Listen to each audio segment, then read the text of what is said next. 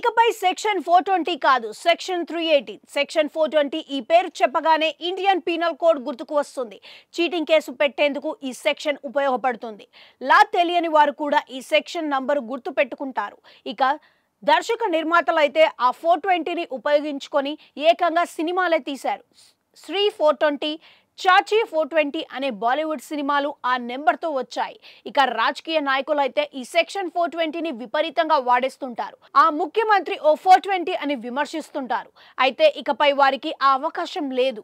Indian penal code 1860 ప్రకారం section 420 మోసం లేదా దొంగతనం నేరం గురించి చెబుతోంది.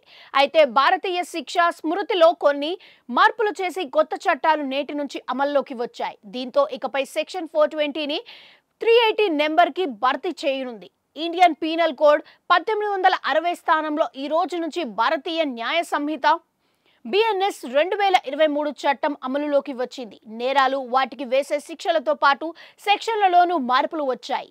ఇకపై పోలీసులు 420కి బదులు 318 సెక్షన్ ఉపయోగించాల్సి ఉంటుంది. దాంతోపాటు దేశద్రోహం సెక్షన్ 124A నుంచి 152కి మారింది. ఇక పరువు నష్టం వ్యవహారంలో సెక్షన్ 499కి బదులు సెక్షన్ 356 కింద కేసు పెట్టాల్సి ఉంటుంది.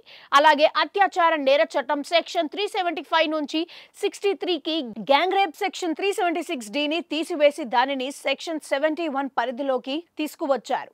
మర్డర్ కేసు సెక్షన్ 302ను సెక్షన్ 103 పరిధిలోకి తీసుకువచ్చారు. ఏదేమైనా కొత్త సెక్షన్ నెంబర్లు, శిక్షల గురించి అందరికీ అవగాహన రావడానికి సమయం పడుతుంది.